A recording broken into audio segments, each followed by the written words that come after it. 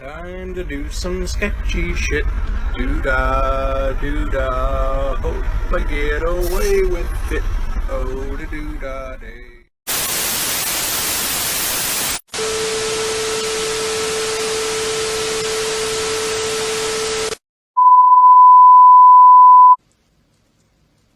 This town needs an enema.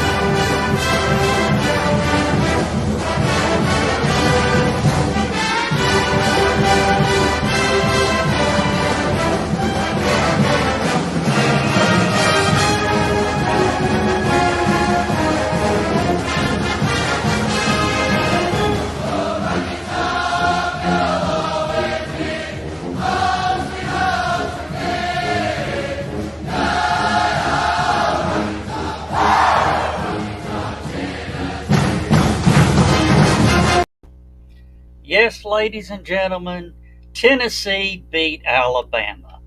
That's the only reason I did that, because I know I got some Alabama friends watching. So, that was for you. Hey, Bill. Hey, Dan.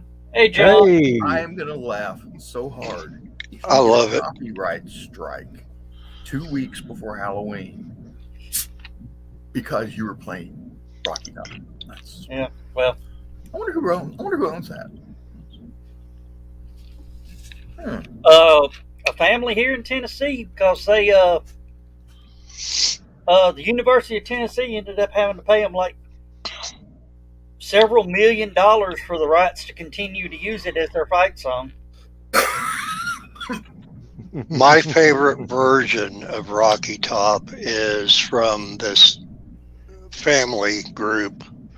It's like if the Partridge Family lived in the South. They're called the Cotton Picking Kids, and they are excellent. And they do the whoo, just like how you did in the video there. Yeah, they do it.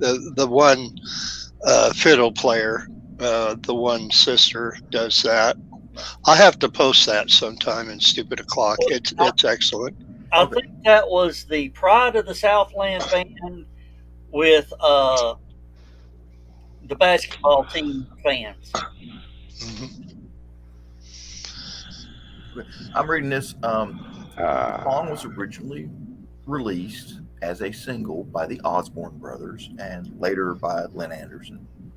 Mm-hmm. Let me see. It was actually on the U.S. country charts for a while. Let me see. The Lynn Anderson one peaked at number 17.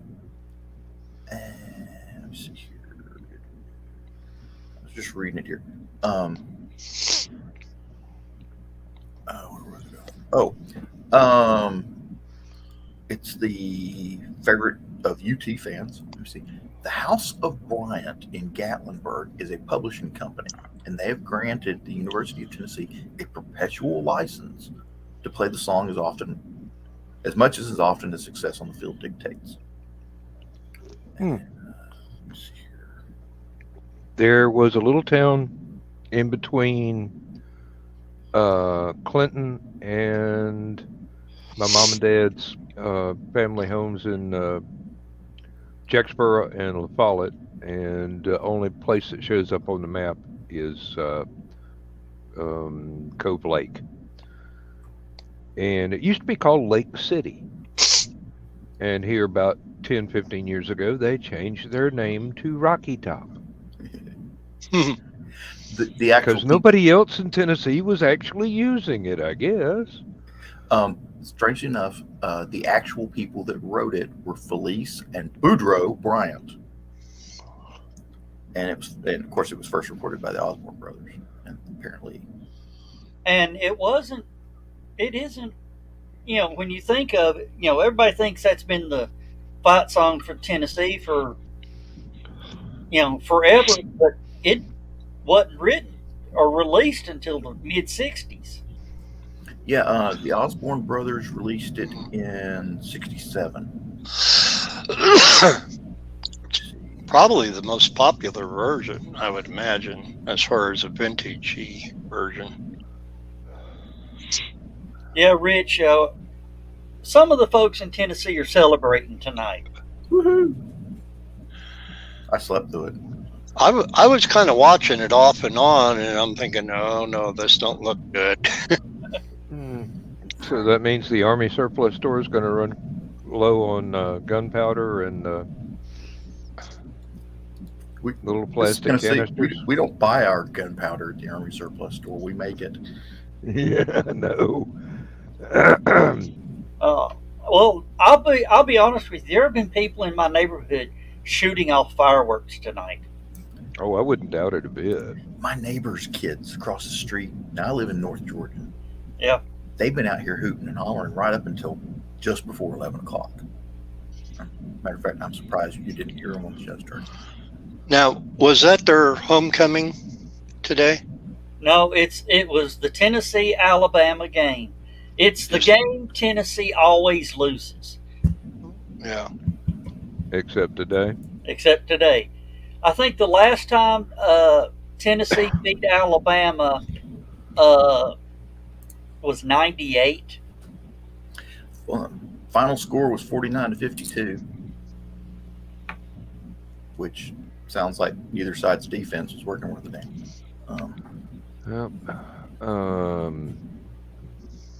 They haven't already played Georgia, have they? UGA. That's next week. No, that's Halloween weekend. Oh Lord, I'll have to bring a radio. That's the only game I care about, but I cheer for both sides. Illinois played their they had homecoming this week, and I did not catch any of it.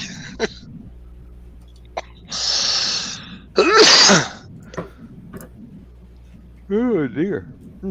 Oh yeah, one of our guests, Kevin Steverson, says, "Will there be a TV playing the Tennessee-Georgia game?" Well, he called it the Georgia-Tennessee game, but I said I am quite sure that there will be cell phones and tablets outside on the patio of people watching the game. Mm-hmm. Wouldn't doubt it a bit.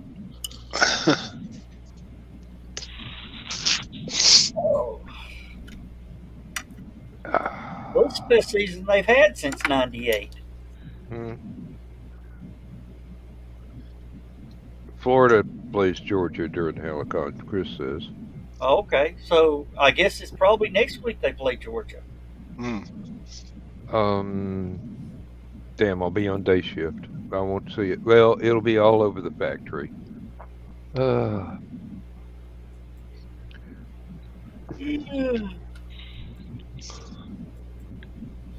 Someone will probably figure out a way to get the safety stuff off the monitor in the break room and play the game. Even though they're not supposed to be able to do that. Supposed to and can are two totally different animals. Normally, I don't care anything about sports whatsoever, but having been a UGA student, living in Georgia, grown up in Tennessee, I know it's going to be a good game no matter what. So I'll watch that one. It's just listening to everybody brag about Georgia over and over again, and I'm going, yeah, but it's just a game. Somebody's either got static on their end or they turned on the air conditioning. My heater didn't come on, so. Yeah, I'm hearing it too. Sounded like a TV without a channel. Maybe Max Headroom's getting ready to break in on the broadcast. Did you see I actually found that video footage? We did. I put it in Stupid O'Clock a few days ago. Thank God for the Chicago Museum of Broadcasting for having that on there. Hey, Donna. Oh. Hey, Don. Yeah, Max Headroom is supposed to be coming back to the airwaves. Another reboot? Okay. Ish.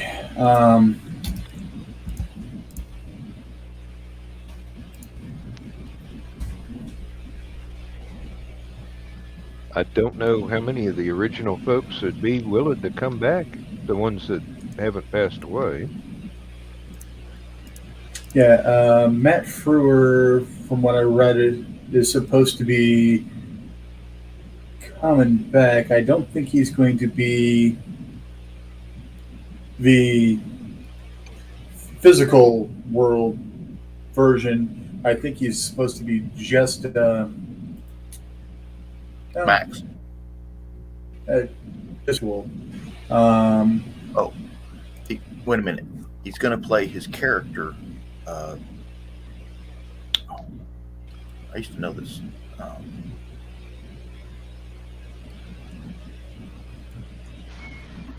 Matt Frewer played Edison Carter. Edison Carter, yes. Edison Carter. Yeah. Edison Carter's brain got turned into the Max Headroom AI. Yep. Hey, Rob. November 5th. Thank you, Chris. Week after HallowCon. Yep. I've watched so little of that show when it was on the air, and probably do the same with this one. Well, from what I remember, didn't he get his head knocked off because of one of those gates in a garage? Yeah, he was parking trying to garage escape gate. on his He was trying to escape on his motorcycle, and the gate dropped. And the last thing he saw before it knocked him off the motorcycle was Max Headroom. Yeah. Told you how high the gate would go. Mm-hmm. And Michaela. Hi, Michaela. How are you We got a doing? gang tonight. So he almost became Max Headless. Yeah. Just Pretty close. Darn close, yeah. Yeah. Max severe concussion anyway. Oh, yeah. Right. And Can't remember. honestly, this is the climate where that show would actually do a hell of a lot better than it did in the 80s, considering how conservative the 80s were for a lot of things because of Reaganomics and stuff like that. And they were trying to push the boundaries and things like that.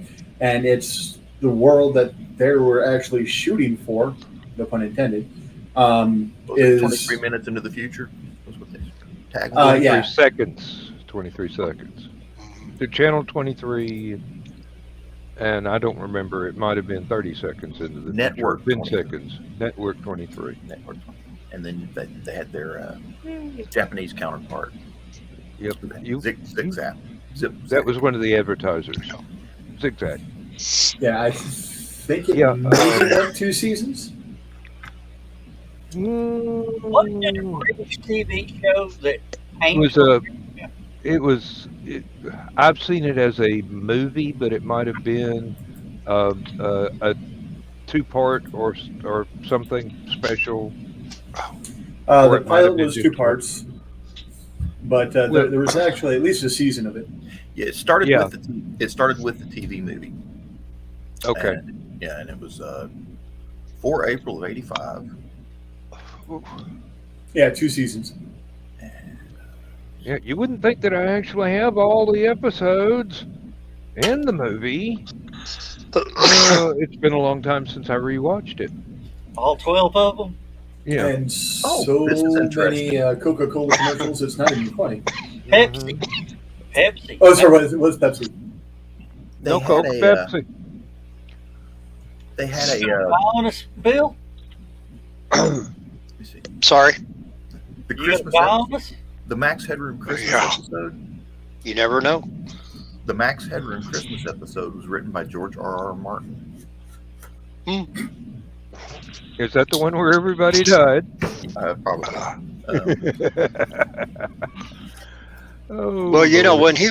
when they were doing Pepsi commercials, I think almost about the same time they had the Mac Tonight commercials for McDonald's, which was the guy that looked a whole lot like Max Headroom in the face with the dark Ray-Ban sunglasses, but his head was shaped like a crescent moon, and he would always play the piano or whatever.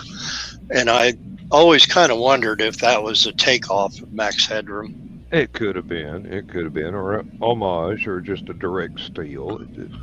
With McDonald's, it was a direct steal. You know, we've got lawyers on payroll sue us. Yeah, really. They've got nothing better to do. Make them justify They have a their legal next department raise. larger than some law firms. They've got a legal department larger than some countries. Mauritania. Oh Lord. It's like yeah, Mr. Burns pushing the button on his desk in the office, and the wall opens up with this whole line of lawyers. Take one down, pass it around. 99 more lawyers on the wall. No, the corporate ruled world that the show prophesized is damn near what we've got today. Yeah, that's what Rich was talking about. Yeah. But between that and all the social justice things going on, which were a lot of what the episodes were, is Carter and his crew trying to uncover the sneaky stuff that the corporations are doing. Like I said, it's fairly pathetic. And What was the thing? They had the blipverts Yeah. that you would watch it and it would subliminal hypnotize messages. you into buying the product. Yeah, well, it But was the problem subliminal was, messages, but if you watch too much of it, your brain would explode. Literally, head would overpressure and everything. Sounds like that movie Scanners. Yeah, they were Yeah. trying for a way to make commercials unavoidable, so it was over with before you could reach for the remote and change channel. well, I'll be back. Now, my favorite character on the show was Blank Reg, Yes, played by He was- William Morgan Shepherd. he was one of the ones that came over from the original movie to the show. And of course, Conchita Tomei played Blank Dominique, his partner, wife, whatever you call it. Yeah, And it turned out blanks were people that somehow or another had managed to remove all their records from the computer networks. So technically, they did not exist. Now, Blank Reg was an anarchist, so that was how he had managed to get his, or why he had gotten his records. Blank Dominique apparently had been a network executive at one time. And something happened, and apparently everyone in the network were assassinated by ninjas, and the network died because of it. And she was the only survivor, and the only way she survived was by disappearing.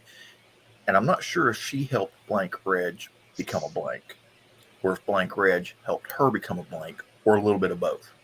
I'm not sure. I don't She remember had the that. network So. savvy. He had the underground connections, kind Mhm. of thing. So.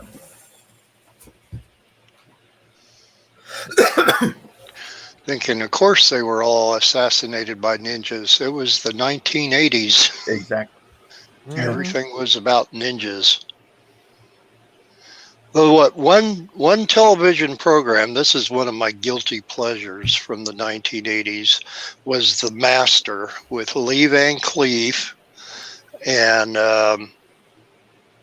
one of the Van Pattens. I think it was Timothy Van Patten, and Well, then Sho Kasuji, that was in all the ninja movies. yes. Enter the Ninja and Exit the Ninja and whatever.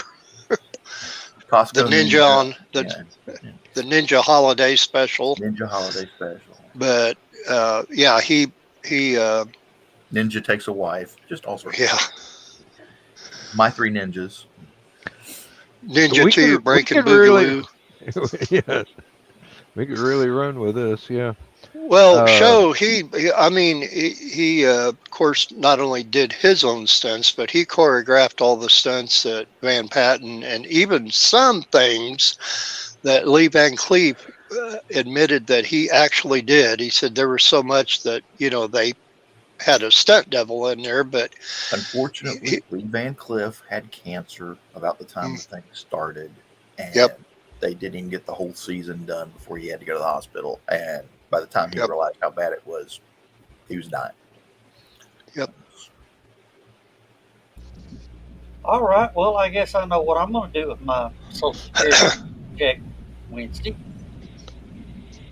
Hire ninjas. Like, buy me a new chair. Buy a popsicle, a new chair. Yeah.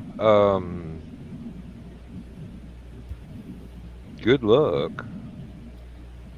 They don't make them as comfortable as they used to. Yeah, this thing, I just moved the right way and I went to adjust something and. Do you have a Costco account, Joe? No. Oh, they have a really nice gaming chair at Costco. I was actually looking at them. They didn't have the color I liked. Yeah. Go to Walmart, get you a beanbag chair. You won't regret it. Well, I'll tell you right We'll now. just be seeing this much of you, but I'll tell you, if I get down in the beanbag chair, that's where I'll be the rest of my life because there ain't no way in hell I can get out of it. Amen to that, brother. You could do Great. what I did when I had my leg broken. I put a pole lamp next to the bed, reached up and dug myself out of the water bed. As long as I could get my good leg swung around and on the floor, I could actually get up. Had to go buy another one for the chair in the living room so I could get up and run to the bathroom too. Demi Moore was in The Master. I did not know that. Really? Yes. trying to think of what episode that would have been in. But I think she was the main flame, actually. well, but they were always driving some. It was almost like Shazam. I got watch saying that.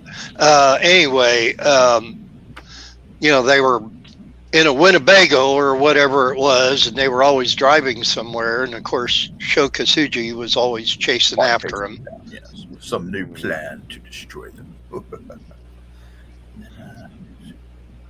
It's kind of almost like an A-Team premise in a way when they first started that show. But oh Lord, do y'all remember one called Highwayman? Yes, with the helicopter trucks. With a helicopter truck and the battery guy from Australia.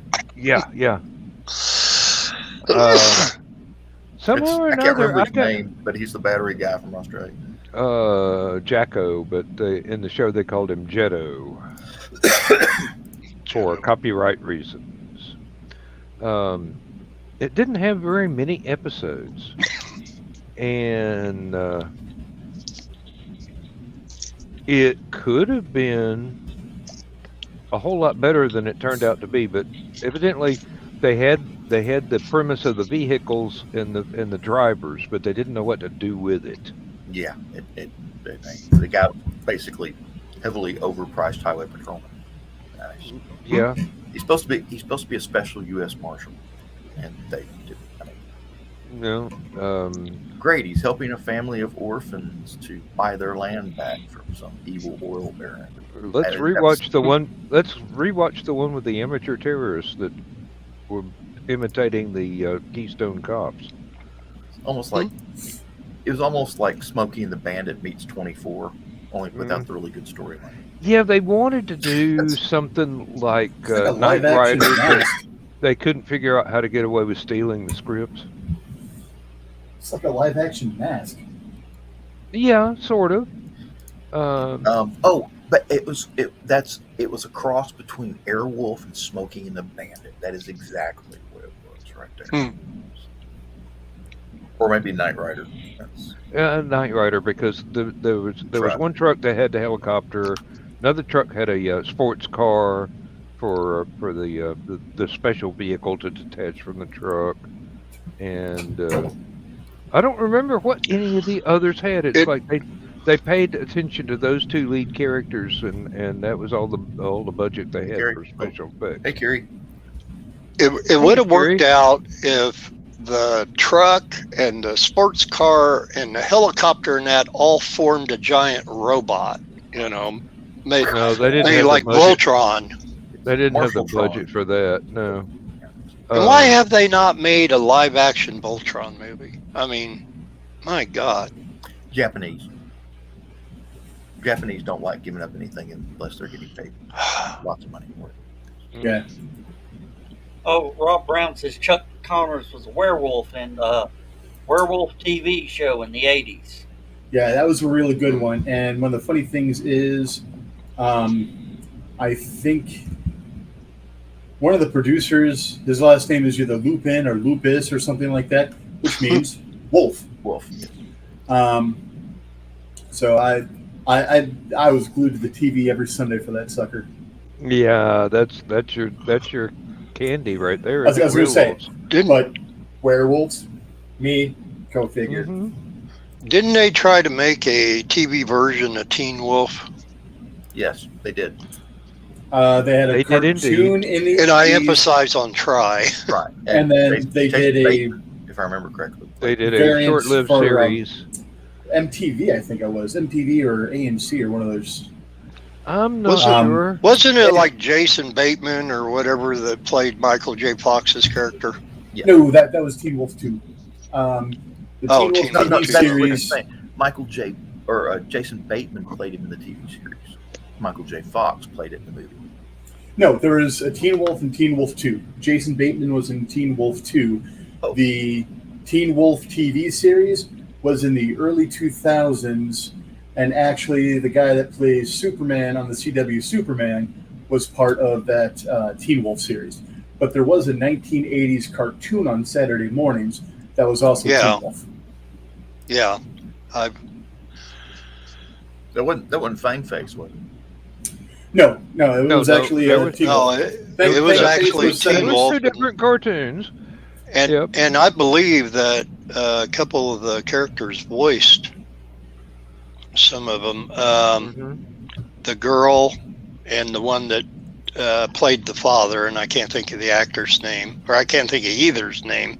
And the rest of them were voiced by Mickey Dolenz or somebody. Yeah. Probably. Oh. Because Mickey Dolenz voiced everybody back in the 70s He did and a lot of 80s. stuff. Yeah, he did a lot of stuff. He was the voice of Arthur on The Tick. Yes, for the first season. He got replaced for the second season of the Tick cartoon. I hated that too because I wanted him to continue doing it because hey, it's Mickey. I want him to be able to work. There were a lot of other cartoons, stuff like was it Speed Buggy, Bill? Speed Buggy was one of them. Well, that's one of the ones that Mel Blanc was. I mean, Mel Blanc did Speed Buggy. You know, the he Buggy did the actual itself, voice.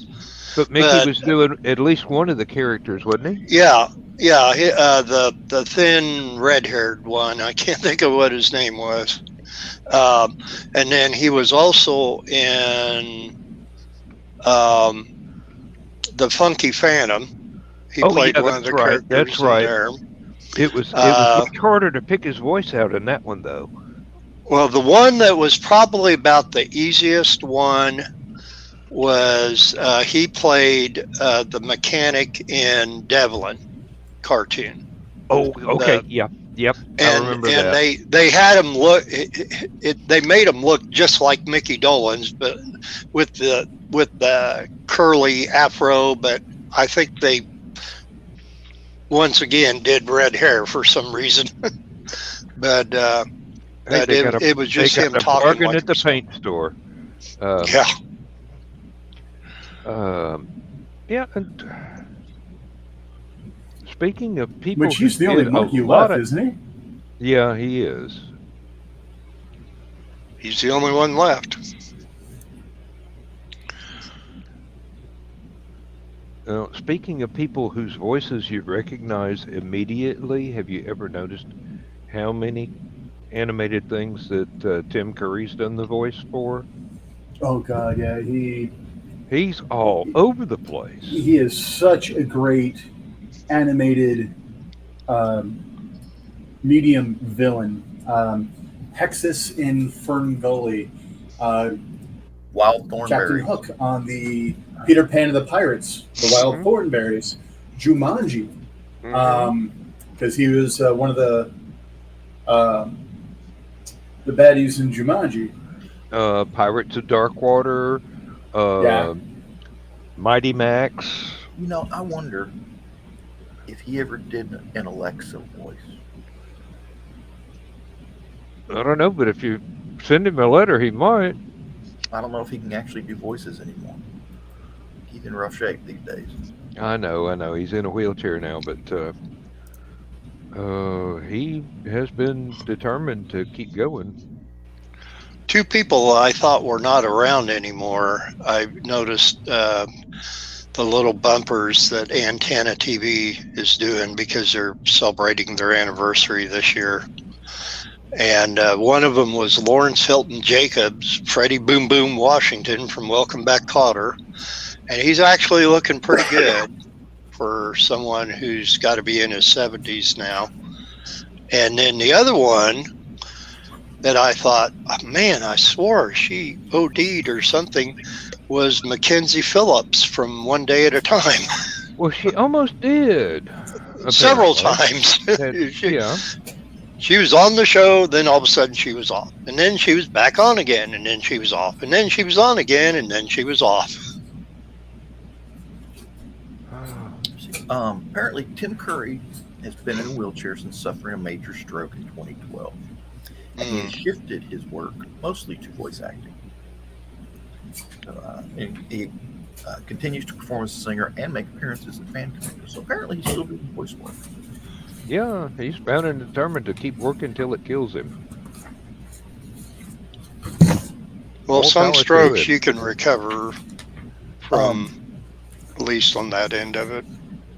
When the Berlin Wall came down, Pink Floyd did this huge concert in Berlin.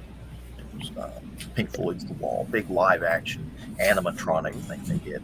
3 stages, 3 screens. It was awesome. And of course, they rescheduled one of our training events, so that we had to go to Wadflick in West Germany while all this was going on. So I didn't get to see it. Keep But you somebody from being bought corrupted by that hippie music. Somebody bought the VHS tape of it, brought it back. We were watching the barracks one night, and Tim Curry was doing the prosecutor in the courtroom scene. Was up there in the costume and everything. So that was pretty cool. And what was really funny was they had it on screens behind him as he was doing it. So it's like you got mega Tim Curry. So that was. I'll tell you, one of the hardest parts for me to spot that it was him was in that Unicorn movie with, I believe Legend. it was Tom. Yeah, Legend. I believe it was Tom Cruise. Where he was actually the devil. Yes. Yeah. Darkness. But it took me a while because that's some very heavy makeup right there. It wasn't until I Literally. sat there and go, Um, wait a minute, I know that voice. um, Robert Picardo was also in that movie. He did. No. He did. I'm not sure if he was actually in costume or if it was animatronic kind of thing, and he just did the voice. I think he was actually in the costume. Meg's Mucklebone, the one that tried to eat Tom Cruise, and he's trying to get to the castle, falls down in the swamp. She jumps him, and "You're not going to eat me, are you?" And he goes, "Oh, indeed I am," and lopped her head off one shot. Who knew he'd have a vorpal?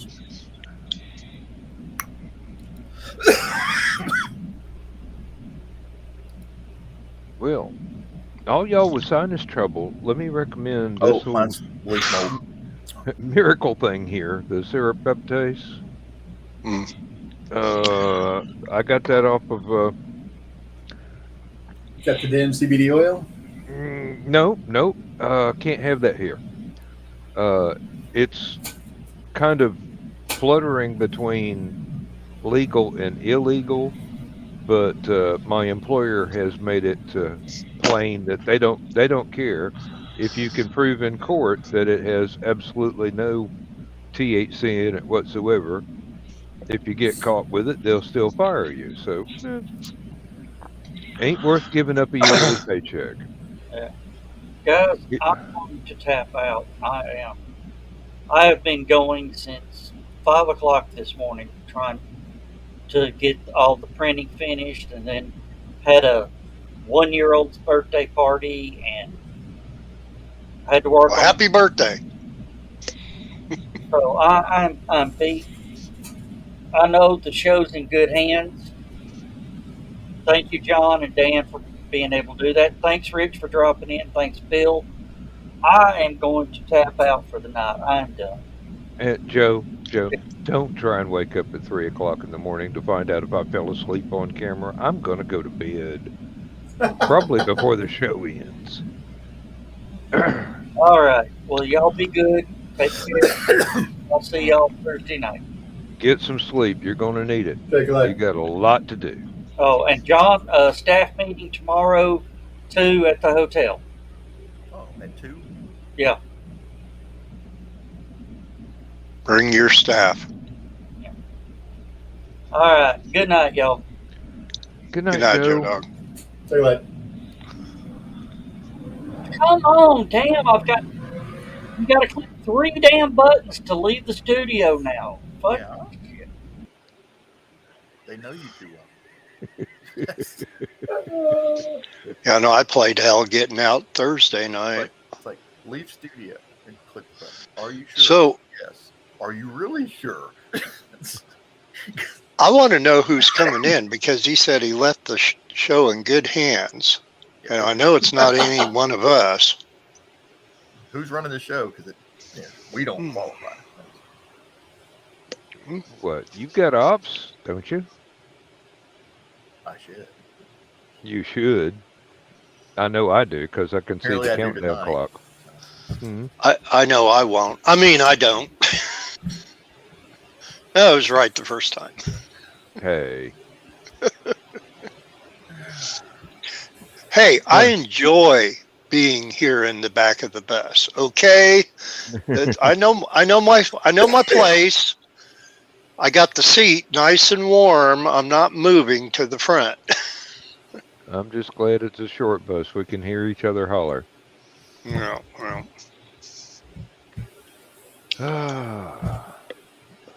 Well, what other trips down memory lane can we take tonight to entertain people?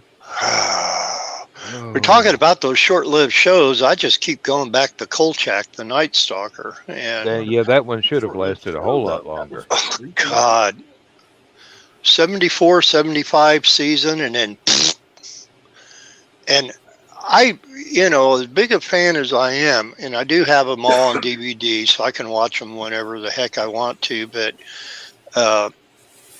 and last week I found out, of course, after the fact, MeTV was airing my favorite Kolchak episode, the Spanish Moss Murders. with Père Maffei gonna get you if you don't behave. Heard that story over and over. But yeah, to this day I do not know why they quit. Hey Ryan. And maybe Ryan knows, but I know that's a little before his time, but well, maybe not.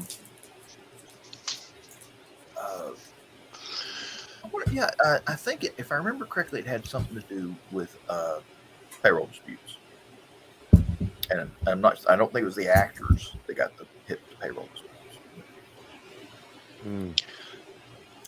Course, I know there was a lot of wanted to do movies, and right. And what was the guy who played his Simon Oakland? Of course, he was in Black Sheep Squadron and Baba Black Sheep. I remember that. Played their colonel or whatever. Wasn't there a writer's strike somewhere in that time frame? Yep, that does strike a bell right there. Yeah. And Ruth McDivitt, she did little spots on about every TV show in the 70s and 80s. I can't think of the other guy's name. The one that Carl was always making fun of. Jack Greenidge, yeah. Simon Oakland, and of course Jeremy Gavin. And then damn writers always bitching about getting paid. Well, they had a lot of wonderful shots of Chicago, though. I will say that much. And and the best part of it was when you would see Kolchak driving in the puke yellow Mustang convertible, going down Lakeshore Drive or what, or wherever it was. You could tell I could tell just by looking at the scenery around it. Like, oh yeah, okay, yeah, he's on whatever Archer Avenue or whatever. Better be careful. Jim Rockford's going to come around that corner any second now. Chris Carter, who did the X-Men series, cited Kolchak the Night Stalker as one of his influences for the X-Files. Mm-hmm. And strangely enough, his producer, Frank Spotniks, tried to resurrect the Night Stalker with a new cast and characters, but it was a ratings bomb, and they only got out 6 to 10 episodes. Yeah, sometimes the magic goes away. I mean, Darren McGavin pretty much made that. The scriptwriters were doing really good. They were on form. If it was a writer's strike that caused the demise of it, well, if you're writing that well, maybe you should get more money. The ratings were mediocre. Of course, it was in a horrible time slot. Friday night at 10 p.m. Oh yeah, that's that. They put things on Friday night if they want to kill it. And then McGavin got tired of it. He said he was getting tired of the show's Monster of the Week direction. Well, that's what it was, basically. That was the premise. That's what it was all about. Well, Dan will appreciate this one. Imagine if they had done a Jack the Ripper storyline. They did. Where he kept reappearing. They couldn't get rid of the guy. Oh. Yeah. That's the problem is he showed up for 1 week and, next episode. And really? Ratings went up. Or Professor Moriarty, something like that. Something like that, yeah. A regular villain. An antagonist worthy of him. Of Kolchak, yeah. It's like the Ripper episode. Yeah, I remember when he was hiding in the closet. It was just there was no actual door. It was a curtain, and he was standing there, and you could see the Ripper shoes come right up to the edge, and Kolchak's holding his breath, and he's getting more and more panicky every second. And of course, you know how it always is. Kolchak, he's always tumbling and falling, and Kolchak should have died 20 times over in these episodes. How he ever got out? If he had been a blonde girl, He'd have Oh, fallen. that would have been it. Yeah. That's I remember. God loves fools and drunkards. I remember the one with the flying saucer with the aliens. And if he hadn't triggered his damn camera flash, they'd have killed him. But no, turns out they were extremely light blind. So Well, no, he originally he thought it was the flash that did it, but it was actually the battery recharging on the noise. flash on his Oh, the camera. Yeah. That's what was keeping them at bay. The invisible aliens or whatever. Now, a really interesting take on a show. Take H.G. Wells' The Time Machine, but have him get basically carjacked in Whitechapel By Jack the Ripper. Jack the Ripper. Steals his time machine. You know, that was a movie. Had David Warner playing Jack the Ripper. Roddy McDowell. No, not Roddy McDowell. No. It was Malcolm McDowell. Malcolm. McDowell. Yeah. I keep getting their names mixed up. I know they're two different people. They have. It was Ronald McDonald. That's who it was. And strangely enough, they've played a lot of the similar characters in movies. And then just have him they're about the running same through time, committing crimes. They had the same haircut. But Malcolm McDowell played Caligula. Roddy McDowell played a Caesarean. I mean, that's their roles have been very similar over the years. An anti-quantum leap, if you will. Yeah, and Roddy McDowell did show up in Quantum Leap. There towards the end. I've been watching a lot of the old Alfred Hitchcock hours, which were only a half hour. And I think some of them might have been an hour at one time, but the ones I'm watching lately are a half hour long, and MeTV will show like 2 episodes of it back to back, and it's really wonderful episodes on some of those. There were a few of them that I thought, oh, I'm going to fall asleep to this, but I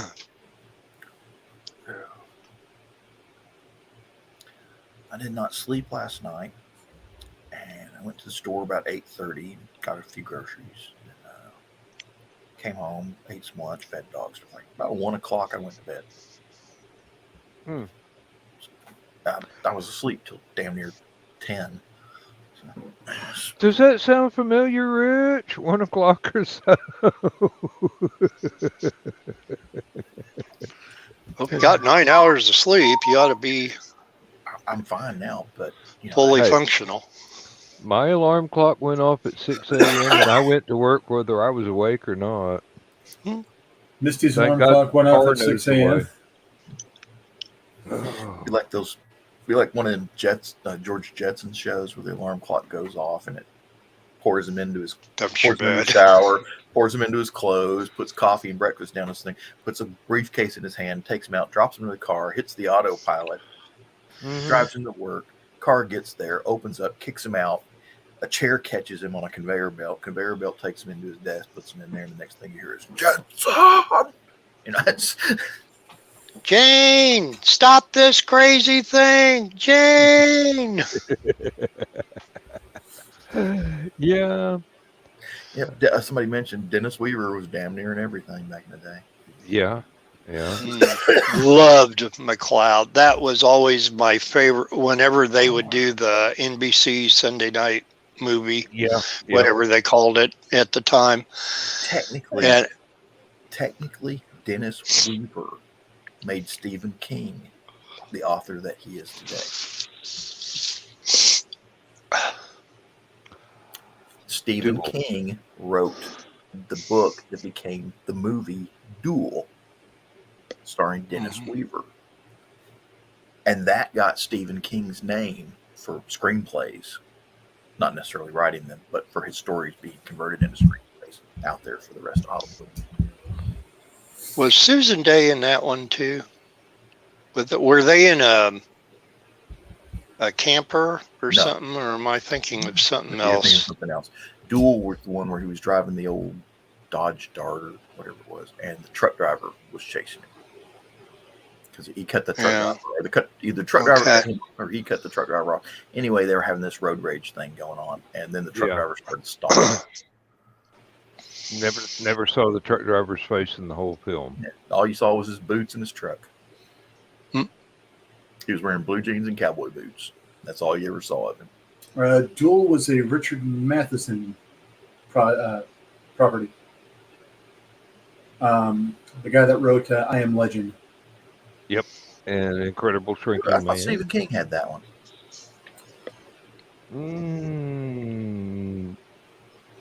I think he had something similar. Now I got to look it up because I'm pretty sure Stephen King did that. Because I'm seeing screenplay was written by Richard Matheson. Although it might have been a Stephen King story that Richard Matheson got hired to write the screenplay. That would sound really weird to me, but I was going to say that just sounds totally reverse. Well, no, because I don't know that Stephen King actually writes a lot of screenplays. He did a few, usually to his own stuff, but I believe he has done a couple of others.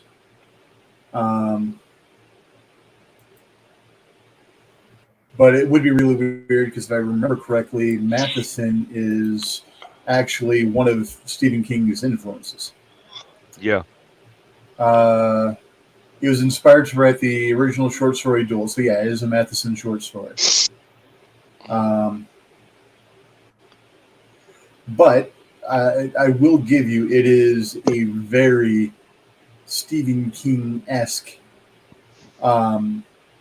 sense of dread and horror. That was, I'm trying to, now I got to look, now I'm having to go through the entire Stephen King bibliography. Yeah. Oh, and the movie I'm thinking of is called Terror on the Beach from 1973. I just lost it. I'll get it back again. But it's with Susan Day. Dennis Weaver plays the father. Susan Day plays plays the daughter. There was two kids in it, and Estelle Parsons plays Dennis Weaver's wife on there, and they're in a camper van, and then they're being chased by hippies. You actually get to see Susan Day in a bikini in this movie, but it's a similar premise of them traveling somewhere and then getting, constantly harassed by these hippies. I think they were kind of like bikers or something too, or whatever. But they were in they might have been on bikes or dune buggies or something like that, and they just variously harassing all the family members and until Dennis Weaver has enough. Yeah, that part of that might have been swiped for the first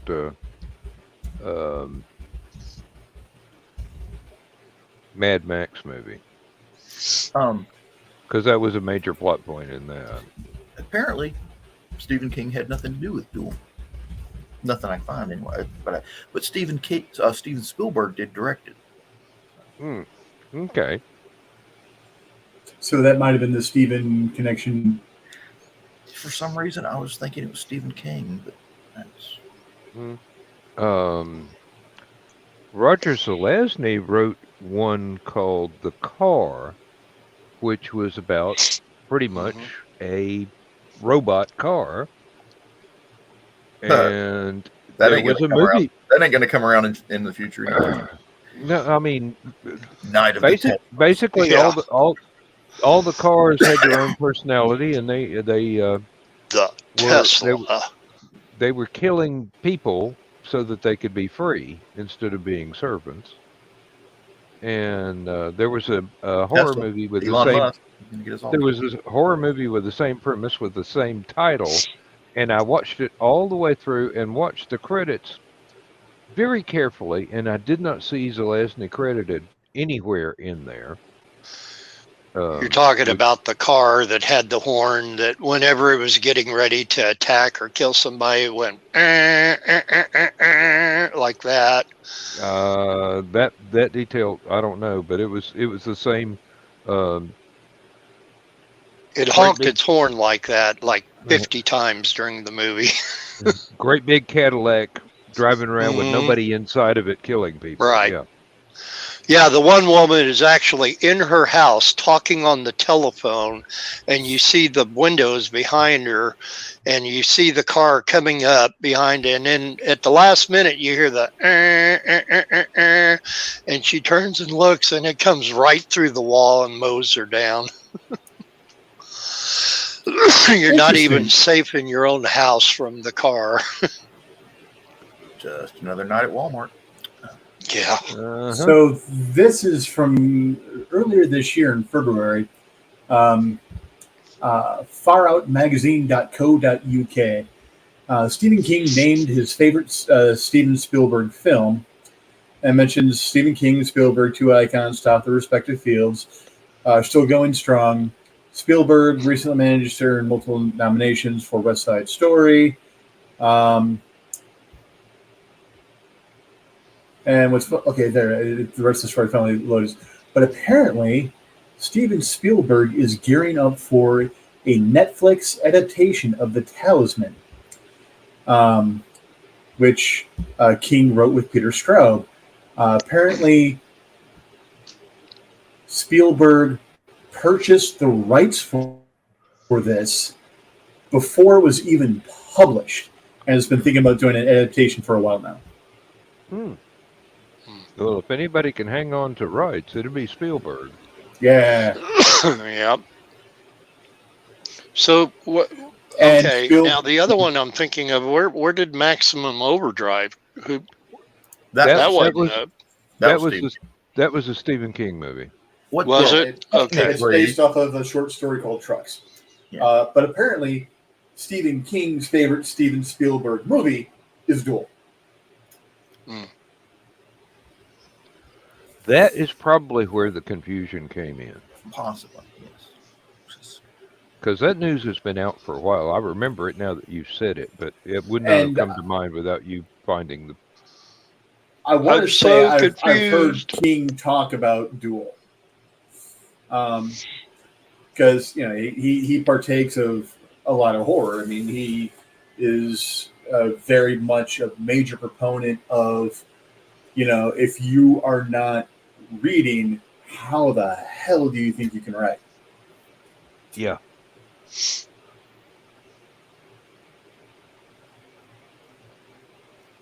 This moment of silence is brought to you by. Actually, I was just thinking about all the people that go, well, I'd like to write a novel, but first I want to find out whether or not I can deduct all the office equipment and internet connection and everything on my taxes. If I Sure you declare can. this and that, and I go, If you make so much money at it, yeah. yeah, well, But the thing is, I by the time you're making that kind of money off of it, it's not a worry. And it helps if you actually sit down and write something first, because that's one of the first steps on the path. Yeah. Come up with your idea, sit down, write it out. Whether you're a pantser or a plotter, write it out. Yeah, decorating your office is not the first step. Uh-huh. Not if you want to be a writer. You've got to write. Although purchasing the necessary equipment for you to be able to write, I would say, does fall into the step, but you can't be worrying about, is it going to be a tax deduction at this stage of the game either. I think the first thing that any up and coming writer should do is, first and foremost, purchase Amigo Happy Days Fonzie with thumbs up action. And by the way, Dan, I did This not know episode brought this. to you by eBay. Look, I did this and I thought I broke Fonzie's thumb. I don't know if I can get it up close enough, but his thumb is actually jointed. You can have it up or down like he's getting ready just to punch your lights out. But that was for the showdown with Robin Williams. Yeah.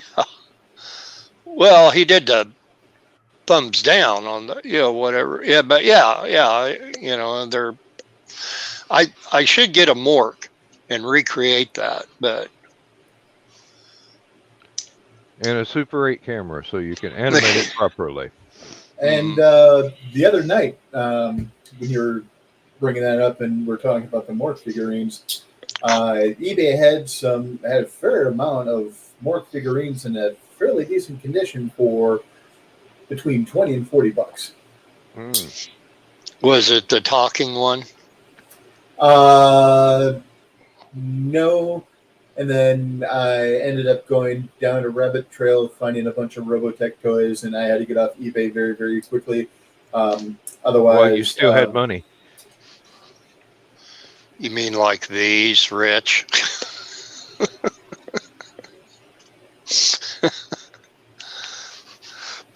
Please don't say Gundam Wing now, because they're way over on the other side of the room, and I'm not getting up.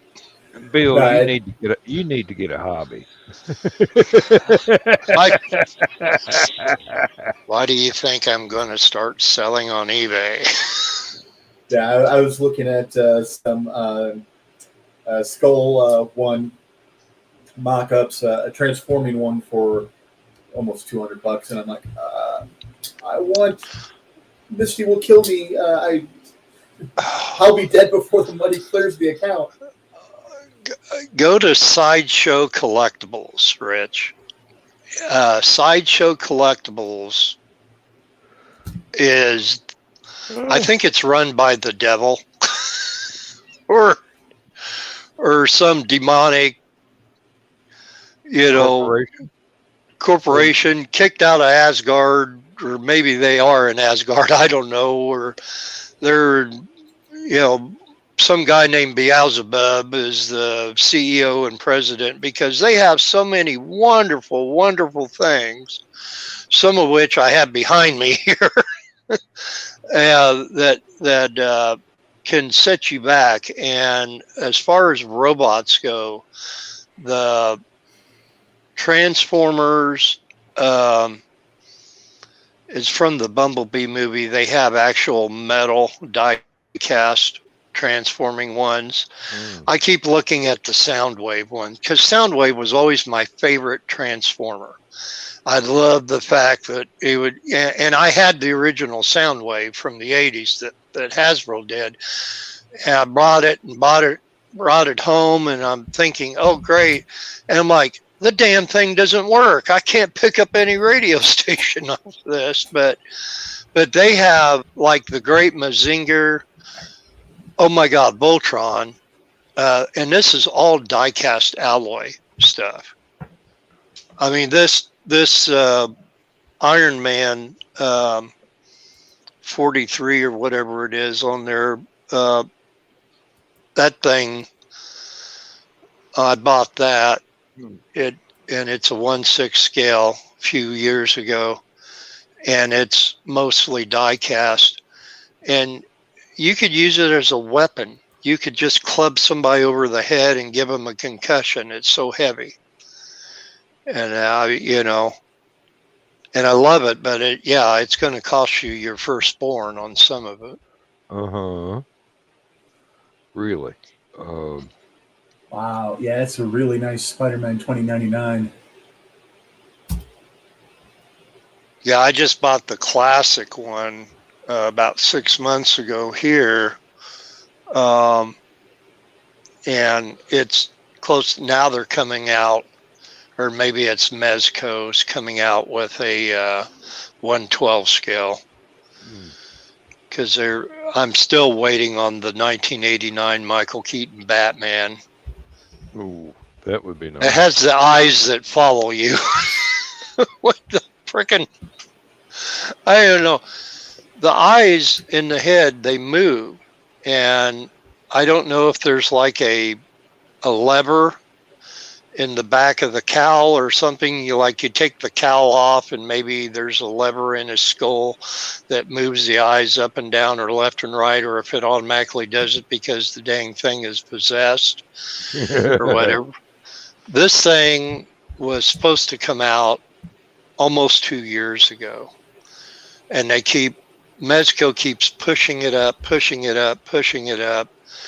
and right now, I think if you look at Mezco and check out the Batman 89 figure, I think it's saying September to January or something like that, or whatever. They keep they give you like the window is like 2 or 3 months where they, but you can join the wait list and you have to put down so much money and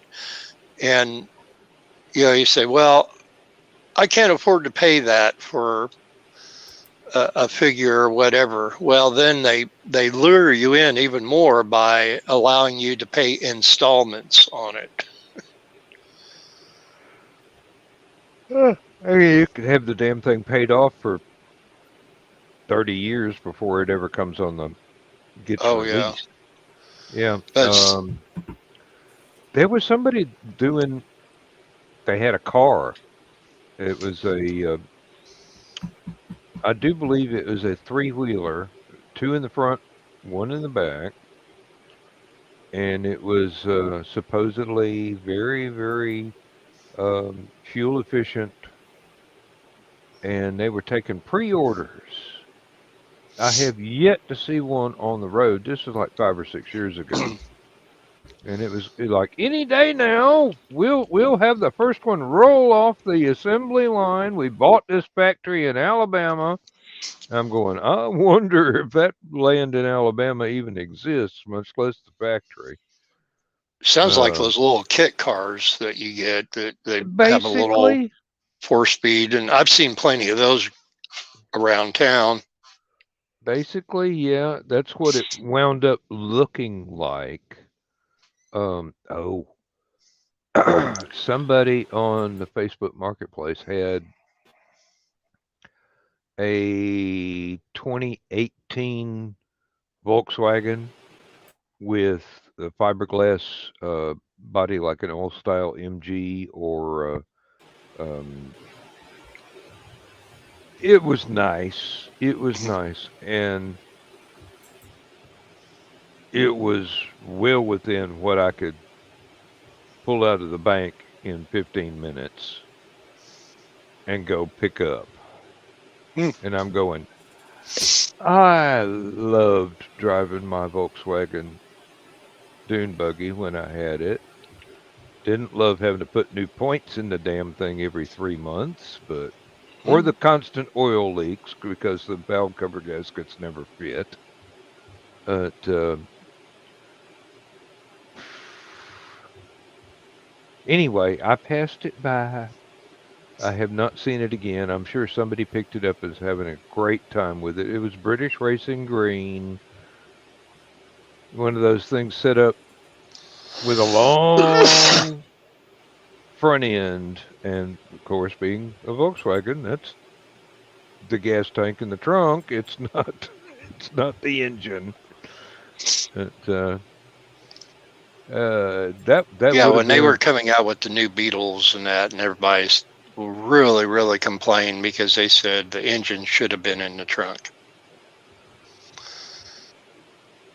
They said the under the hood is not a place for an engine. That's where you store your suitcases.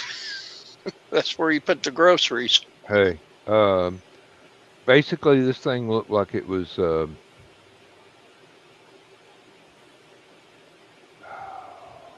like I said, the old school MGs, old school Jaguar,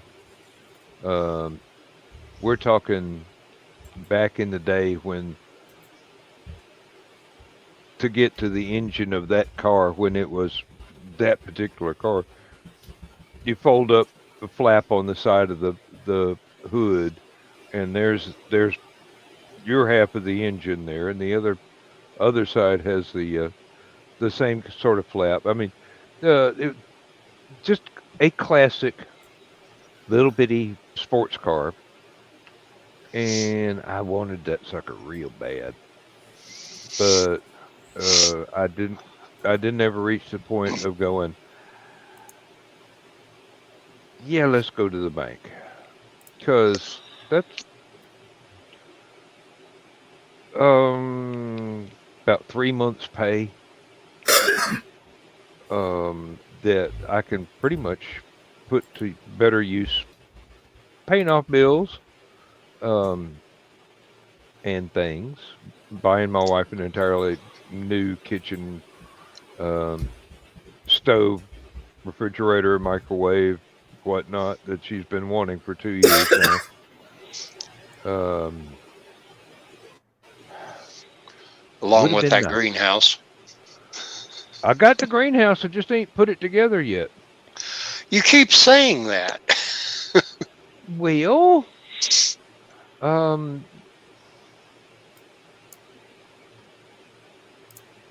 it's like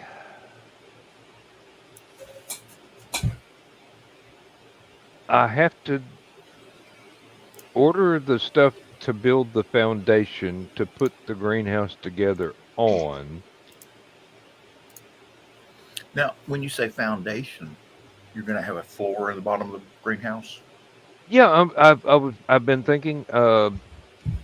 Lowe's has it would take one pallet minus one paving stone, basically, of the 16 by 16 paving stones that they've got, and they will deliver. And I would have to get out there in the backyard with a shovel and level off the ground. I've got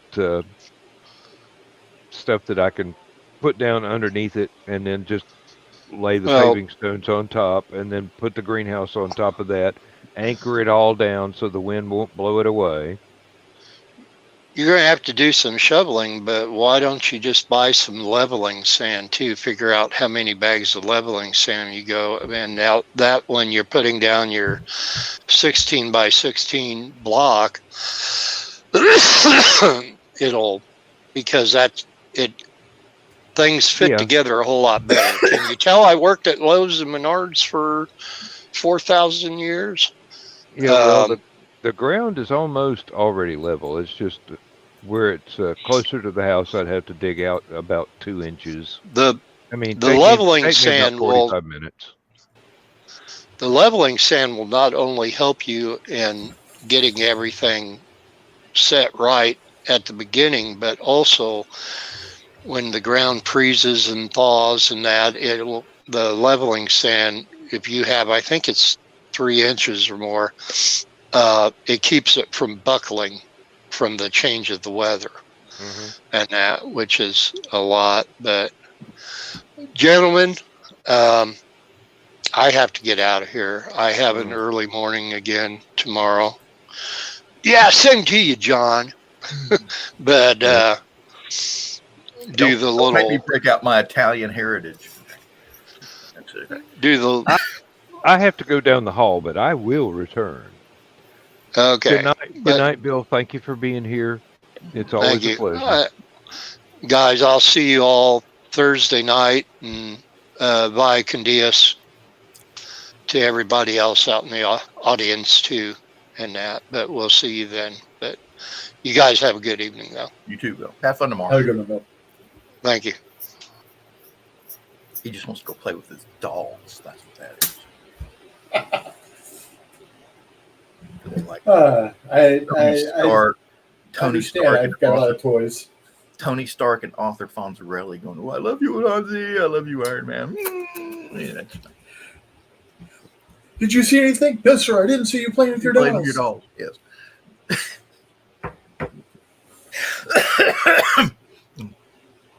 Okay. So I'm over at my mom's house. Okay, she has foster kids. They were at the time, the foster kids she had were these little kids, and they were constantly, they had sippy cups. And one of the kids was a little underweight, so kind of had a, for lack of a better, had a dietary plan. Had to drink lots of milk, vitamin D milk. Problem is, this little goober, you'd give him a sippy cup full of milk, he'd lose the sippy cup. Sippy cups full of cheese all over the house. So we would have to have sippy cup hunts throughout the house. And I'm in there, and I'm going through the toy box. Okay. Looking for sippy cups. And I'm like, I usually don't get mad around kids, but I'm mad because he's constantly, milk, where's your sippy cup? He's like, I don't know, it's, go find your sippy cup. He just stand there and stare at you like, how do I do that? And so I'm in there. I'm mad. I'm mad at a 3-year-old kid because he can't find his own damn sippy cup. I'm going through the toy box, and all of a sudden I hear this, John,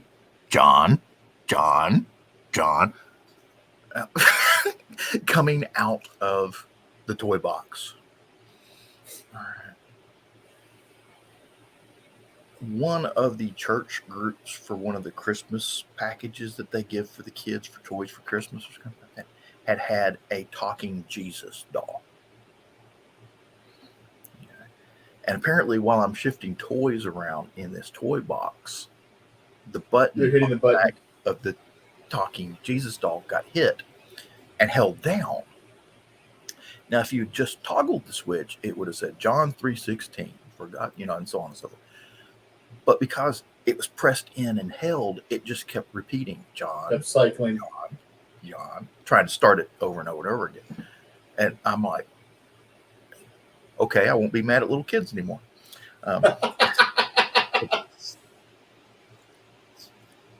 God is trying to tell me something. By remote control. Hey, they say, the Lord works in mysterious ways. Richie?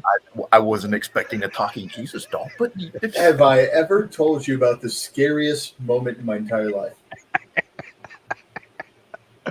Please repeat it. Okay, and well, it also relates back to Tim Curry, who we were talking about earlier. So I wasn't feeling well, so I came home early from work. At that point in time, I was working in an injection molding facility over midnights.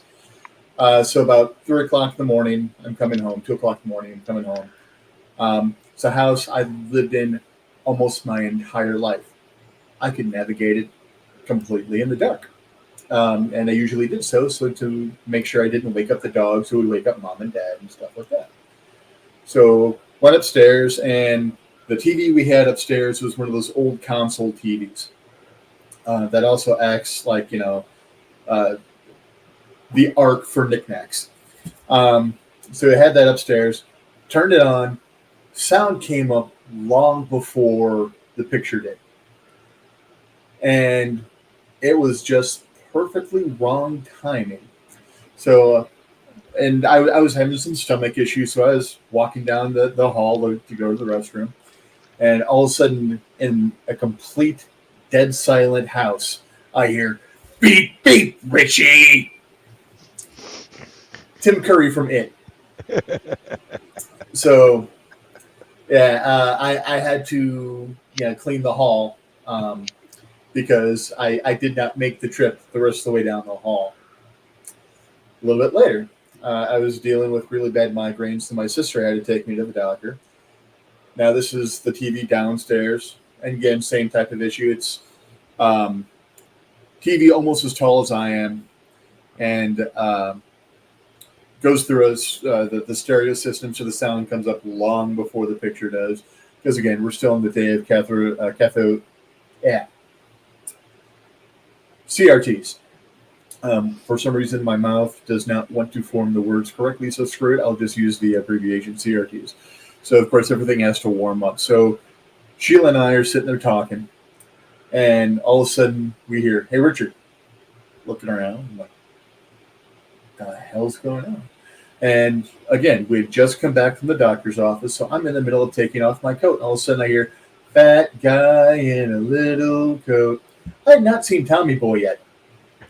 So all of a sudden, I'm just sitting here. I'm like, who the hell's in the house making fun of me? And then everything comes up on the TV, and I'm like, okay, it's a movie. And then when we were getting ready to DJ my friend Curtis's wedding back when we were 18, we put a CD in. We weren't paying attention to what CD we put in. And we're testing the sound system and everything like that. All of a sudden we hear, "Yoo-hoo, I'll make you famous." I'm like, what the hell? And then all of a sudden it kicked into Blaze of Glory, Bon Jovi. So I've got a lot of experience with weird sound bites at the wrong time. It could have been worse. It could have been side 2 of Aerosmith's Rocks with the police siren that starts off that side.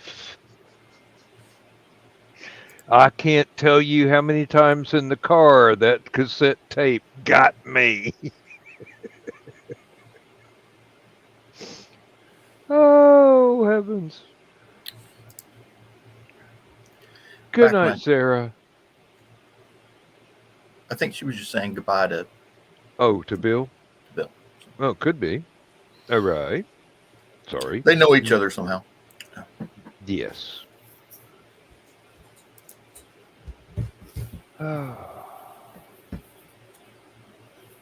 So much tomfoolery in my youth.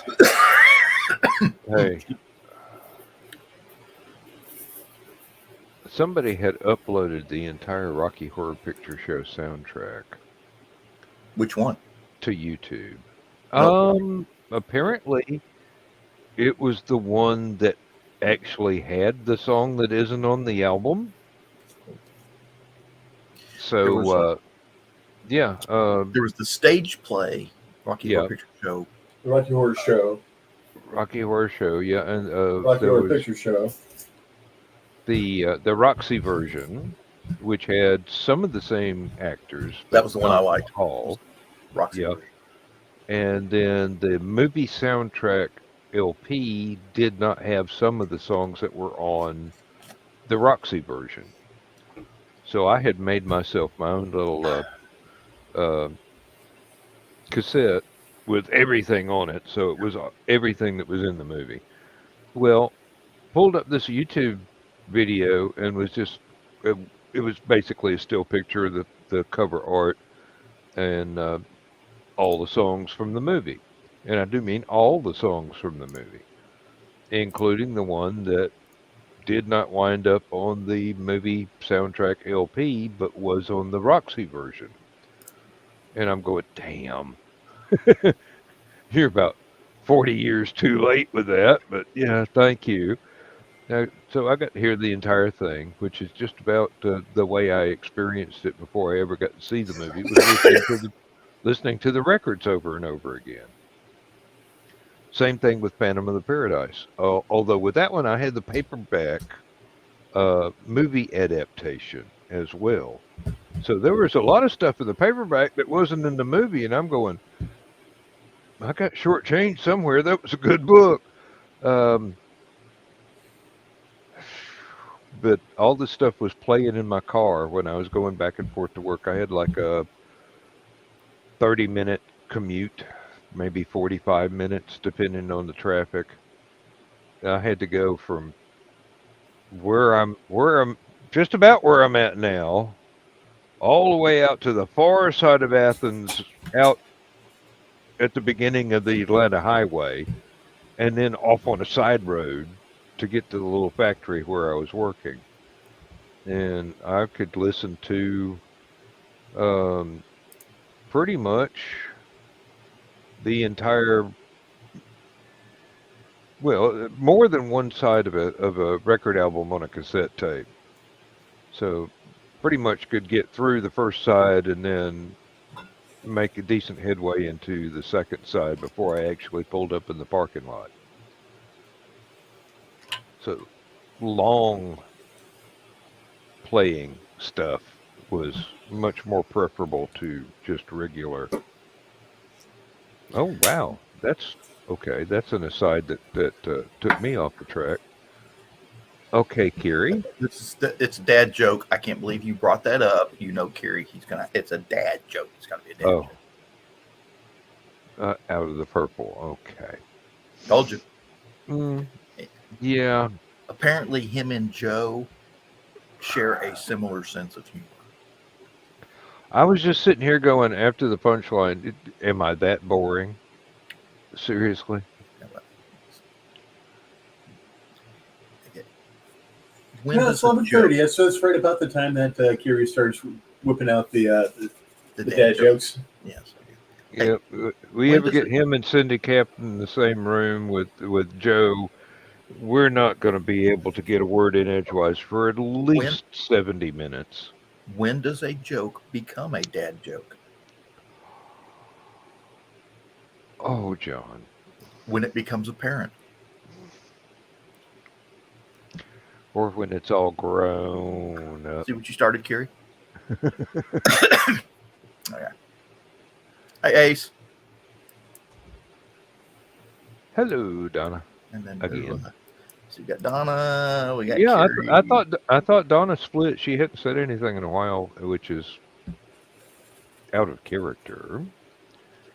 But I did send her a link in case she wanted to pop in and join the madness. The U.S. Army is getting ready to start buying a new light tank. Okay. It's going to weigh somewhere between 40 and 50 tons, and it's going to be air deployable. They can drop it out of the back of an airplane pretty easy.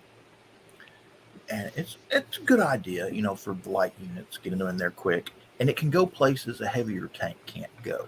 Hmm. And we had that problem in Iraq. Uh, in Iraq, there are a lot of older bridges Hmm. that they can't support the weight of an Abrams tank. That's 70 tons. B, they're too narrow. They're one lane bridges. You can't get an Abrams across these bridges. So they're coming up with this new light tank, right? Great idea. And it's going to have the same gun on it that was originally on the M1 Abrams when it first came out, which is a 105 millimeter. Now, that was back in the 80s. Since then, they've upgraded all the Abrams to the German gun, the 120 millimeter Rheinmetall. So all the Abrams tanks are 120 millimeter. Now, the thing is, this new light tank uses the same gun mounting, the same fire control system, and it has hydropneumatic suspension. It could take the new gun, or the newer gun, for the Abrams. It could carry the 120 millimeter gun. The only difference is it wouldn't have as many rounds of ammo. I think it would only have 45 instead of 50. And I'm like, it's driving me nuts why they didn't just go ahead and put the 120 on it, so that they only have to have one tank round in the inventory, and now they have to have two. So the only thing I can think of is that somebody in the U.S. military was doing inventory and found a bunker with like 1,000,000 105 millimeter rounds. That And sounds like, so possible. what are we going to do with all this ammo? And and now the 105, when it came out, they put it on the M60A3. They put it on the M48A5, and it was the gun that was on the M1 Abrams when it first came out. I think that didn't even last 10 years, because after the Abrams had been out for about 10 years, they were already upgrading to the 120. That's what I'm thinking. All that damn surplus 105 ammo. And yeah, Ace said surplus. Yep. Yep. But that it just drives me nuts. That the problem is they're going to have to pack two different types of ammo for tanks into any conflict zone we go into now. Which means A, the ship carrying the ammo isn't going to be able to carry as much ammo for the M1 Abrams, or this tank with the 105. it's going to have to split up the difference. And it's just, of course, being as the new tank's supposed to be airdrop, that's the only other thing I can think of, is because the new tank is supposed to be air deployable on an airplane very easily. You can air deploy the Abrams, but it's real slow.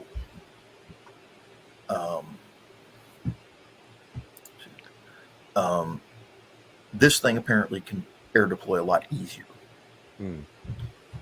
And the only other thing I can think of is that the ammo, because it weighs less, is more air deployable. That's the only other. You get more rounds in there with less weight. So. We ran into a situation at a convention where somebody was trying to convince Lindsay that her dad's story about being airdropped in a tank on D-Day was impossible because you can't tow a tank behind a glider and parachute drop it to the ground because they're just too heavy. And he had her convinced that her dad just made it all up. But no, it's a matter of historical fact. I looked it up. And there was her dad's unit credited with being dropped behind enemy lines on D-Day inside their tank. So I'm trying to remember what that tank's called. Hamilcar. Hamilcar. I do believe. Really old. Mm-hmm. Hi, guys. Hello. Hi, Donna. No. Yep. No, when I sent you the link, I thought, oh, well, she didn't respond. I guess she's either calling it a night early or... No, I don't keep Facebook open. I didn't even go on Facebook after I got home tonight. Oh, the Hamilcar was the glider. Oh, the glider? Okay. Yeah.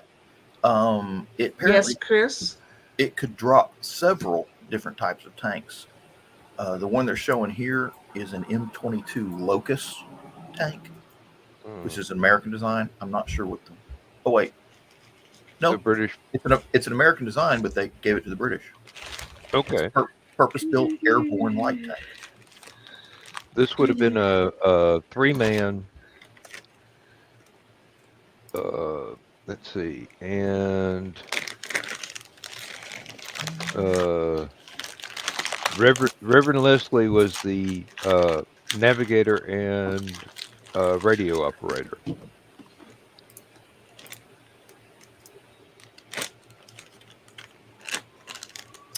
That's the tank. Yep, that looks about right. Itty bitty thing. Uh-huh. Looks like a 37 millimeter gun. I don't know. Let me look it up here. Yeah, from Leslie's story, Yep, 37 millimeter.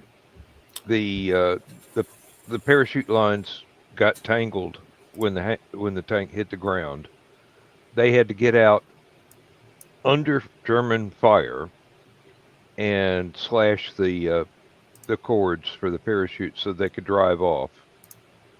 And luckily, nobody was aiming worth diddly that day, so they all three got back in the tank and had their adventures. There's one French village that celebrates that particular tank crew as freeing them from the German occupation. Yeah. They play a game. That's like cornhole, but instead of a beanbag, you have to drop a little toy tank through the hole in the board. And Donna, your microphone's off. Sorry, man, the EMTs and the fire engines are bad tonight. Somebody's having a bad night, but then that's a rough neighborhood from the number of sirens that roll through there. Oh, nowadays there's so much liability involved with car crashes or heart attacks and that stuff that they'll send, half a dozen emergency vehicles. Actually, we are on the Wood North Enders in Danville. that means prestige. We actually live in one of the mansions on Mansion Row. It's just being on the only, well, okay, one of two north-south roads in Danville. There's no other way to get north except by us.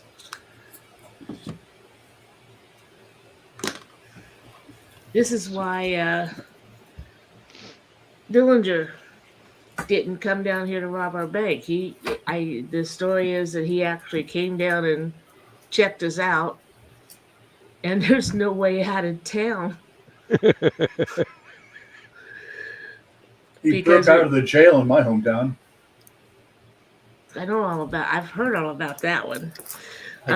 Yeah, there's only two north-south. There's only two east-west. South side of the town is on a cliff. And yes, we do have cliffs in Illinois, which is not all flat. And the other three sides, railroads. Oh, let's see. Chris says, Aunt Donna. Yes, 2 more weeks, Chris. Mm-hmm. Counting the days. I've got to go do a set of these peppers. I just really do. The more I look at it, the more I'm going, I got to do that. Not at the moment, but why not? Eventually. Wait here, I'll be back. It's with a knife. Actually, I do not have any orange peppers right now. Everything I've got. I've been bitching. I bought these green pepper plants at Costco. I bought 3 of them. They haven't done crap all summer, except turn brown. I walked outside yesterday and I expected to see everything, all my tomatoes and everything dead from all the cold weather we've been having. I must have 3 dozen bell peppers out there. They're all over the place. They must like the cold weather. You are going to have to make a very large batch of salsa. No. I chop it up and then put it in Ziploc bags, toss it in the freezer. Yes. And then anytime I need chopped bell pepper for anything, just pull out a Ziploc bag. Missing my mom's stuffed peppers. Basically meatloaf and, a bell pepper, and then slow cooked in a crock pot and tomato juice. Yeah. I never tried slow cooking them. I always roast them. So, yeah, I make an unstuffed pepper. The other one I like is they call them onion bombs. It's exactly like the stuffed bell peppers, but you do it in an onion skin. It's core the onion also. It's pretty good. And the really good ones, this is the recipe that got me started on them. Barbecue bacon onion bombs. Ooh. Where you put sounds good. You put the meat in the center of the onion skin, wrap it in bacon, and then once it gets mostly smoked, slather it in barbecue sauce. It's a heart attack, but it's good. But what a way to go. I got to hear what Donna's unstuffed peppers are. Oh, yeah. Well, you expect the peppers that you buy at the store to be okay. Be careful when they're foreign and plastic wrap, because when it's turn those suckers over, there's bad spots. Right. By the time it's not my recipe, it's our old roommate's recipe, but he's dead, so it's mine now. But he's like, what to do? Well, he decided to chop up the peppers and make the stuffing up, and then just put the peppers in the stuffing, Monterey Jack cheese over the top, and bake it. All right. Yeah. I can see that. And it's a simple enough recipe that I can make it. Y'all know I'm not that good at cook. It's a good thing Carl likes hamburgers every night. I believe between John and I, we could give you a few pointers. No. Eh, Open I'm this, with I'm pour with it in a crock cooking. pot, turn it on. I'm with cooking like I was with chemistry, and I was asked to change classes after the first week of lab because I mean it was only a little explosion. Oh, it's a good thing you weren't in a physics class. They told me to change to geology. Okay. There was this cooking show with Alton Brown called Good Eats, and he would take one kitchen subject, like eggs, and tear it down how eggs worked, how you use them, where they come from, types of chickens, types of eggs, what you can do with eggs, what you can't do with eggs, and all sorts of stuff. And he actually had this chemistry professor that would come in and explain protein and all the different things that make eggs and and something like that. And I'm trying to remember her name. Uh, oh, Deb Duchan. She is a nutritional anthropologist. And then Shirley Cora here was a food scientist. And then had a dietitian. Alton Brown's grandmother showed up in the show quite often to tell him what he was doing wrong. And Hey, if Granny says you're doing it wrong, you doing it wrong. Grandma said we're doing it wrong. We're redoing the whole show. Okay. Everybody's fired. I'm hiring a new staff. I think his mom showed up for an episode or 3. If what's his name? The jackass cook. Oh, that one. Yeah. Gordon Ramsay.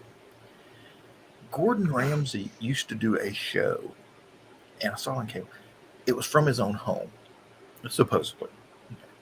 And he has this really cool, being a celebrity chef, he's got this really huge kitchen. His kitchen would be the size of the average person's den and living room combo kind of. And of course, all the really nice kitchen appliances. But he has his wife, his kids, his grandmother would show up, and he doesn't use profanity in the whole show. Mm. Yeah, really. His granny would Which slap him. which really confused me because I didn't think he knew how to speak without using profanity. Well, no, his granny is Scottish, yeah, so I believe his granny would use profanity. His wife, kids, and grandmother were in there, so that was like, and it was actually a pretty good cooking show. It was really, a nice cooking show, but it didn't stand out like. Was that the F word? Shows. Yeah, and basically, he's gone from being a really good chef to being a shock jock on Food Network. And Actually, more on Fox than Food Network.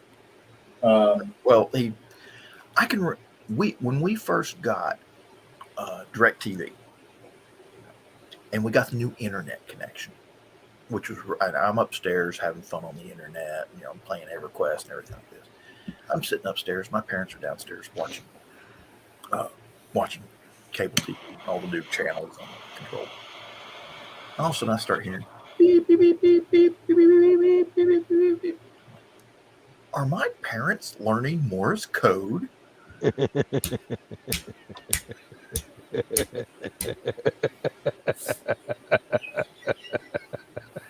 And I go downstairs, and there's Gordon Ramsay on Food Network, and I mean, every other word out of his mouth Is beat. I was in the military. I have not heard military cooks use that much profanity. And if there's any job in the United States military that deserves to use profanity, it's the cooks. Because that's just, it's bad enough you have to cook these huge meals for hundreds of people, but then you have to clean it up and be ready 6 hours later to do it again. Mm-hmm. In a dirty, muddy field where you're literally washing dishes in a garbage can full of hot water.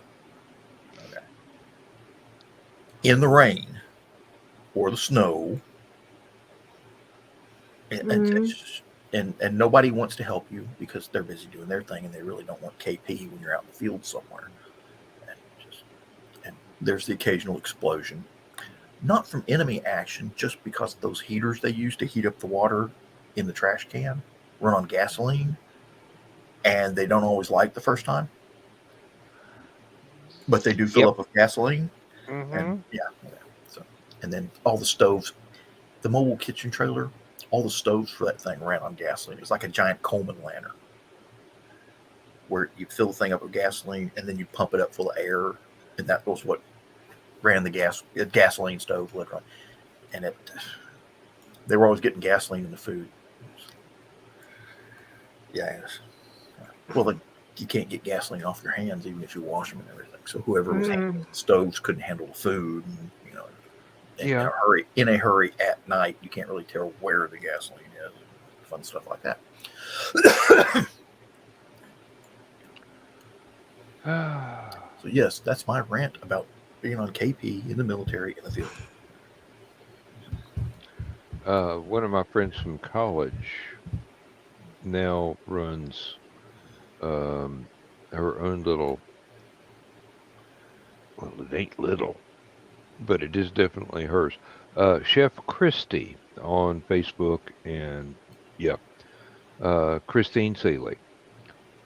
She is highly trained. She has all kinds of qualifications, and she teaches stuff anywhere from how people in the Middle Ages or at SCA events would cook this with primitive equipment to, just cordon bleu meals. And she is, she's fantastic. Let me tell you, she is absolutely fantastic. If you ever get a chance to attend one of her little soirees at a convention, or seriously look her up or look up her classes, you will be amazed at what you can wind up learning how to do. She's good. She's good. She's a natural born teacher. And she's a natural born cook too. It's funny you should mention that because I was just reading something the other day about Chaucer's Canterbury Tales. Mm-hmm. And of course, the whole story behind the Canterbury Tales is that all these people are on a journey, a pilgrimage, or whatever. Mm-hmm. And at night, when they stop to cook meals, they're telling these stories around the campfire while the cook's cooking. And they've got this one cook that's doing all the cooking for them, that he's really good at cooking, but he has this ulcer on his knee from kneeling down in front of the cook fire all the darn time. And it hasn't, the whole time they've been doing this journey on foot, it hasn't healed. And it's really, the food tastes great, but they're tired of looking at this ulcer on his knee.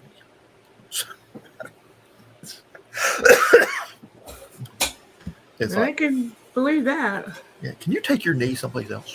Sorry. Having known a few cooks, I can pretty much imagine the reply. Oh, that's man. Yeah. Okay. They haven't invented this word yet because we're speaking in Middle English prose, but go fuck yourself.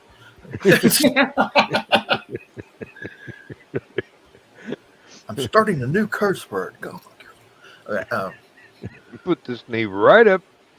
Yeah. Oh.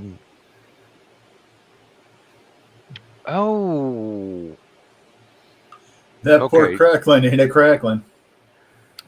That threw me off sideways into music. No. Lighter shade of pale, whiter shade of pale. Procol Harum mentions Miller's Tale, which I understand is part of Canterbury Tales, one of the stories. And a lot of people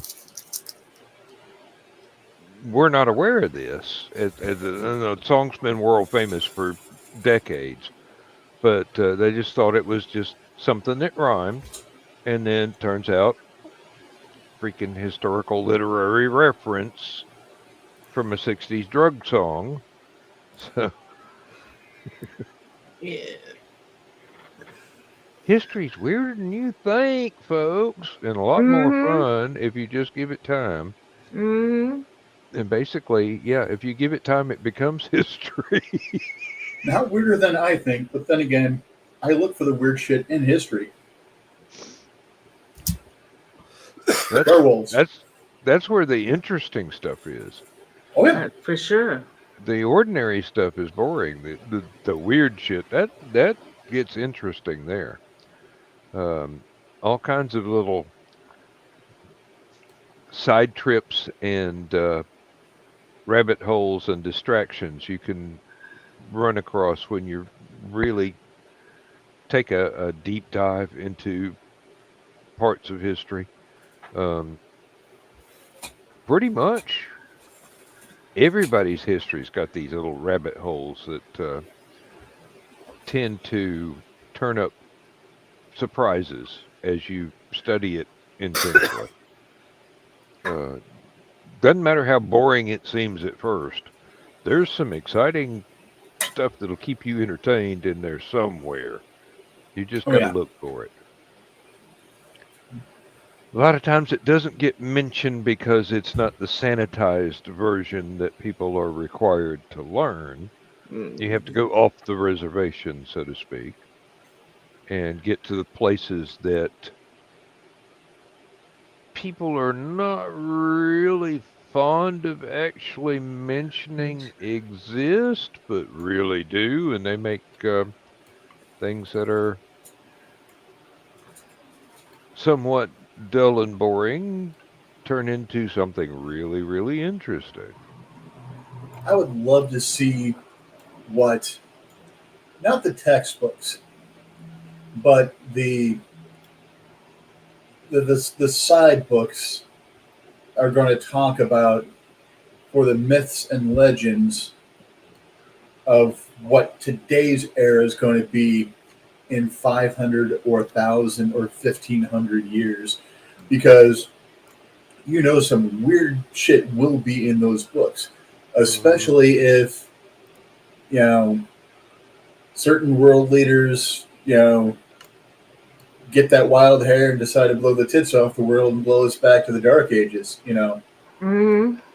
Um, they had machines that could fly. you know, They could talk through the air. Everybody carried around a little box that would put them in touch with Nope. anybody on the Like face of the earth, and they had access to all the knowledge of mankind. And what did they do with it? Watch kitty cats.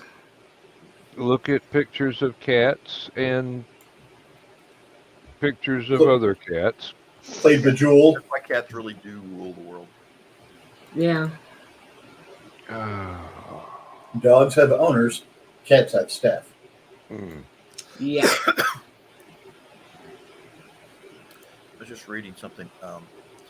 There was an aircraft carrier a few weeks back. They found jet fuel in the water supply for the carrier. And then today, turns out, the USS Abraham Lincoln, which is also a Nimitz class carrier, apparently has E. coli in the water system. Something's gotten into the water. So That's kind of shitty. they're Yeah. gonna empty the Pun water intended. and sanitize the whole thing on the aircraft carrier. And it got me thinking, I can't find the information online is how much fresh water does an aircraft carrier actually hold? Because A couple of gallons at least, yeah. 4,000 crew at a time on the damn thing. And I mean, heck, just flushing the toilets has got to be, 2 gallon. well, no, actually, they use one of those high pressure things that just goes. Oh, okay. Yeah. A quart. Yeah. Well, if that, I was gonna say something like that. They could go ahead and just run salt water through for the toilets. I mean, Yeah. No, then you without get having to use potable water.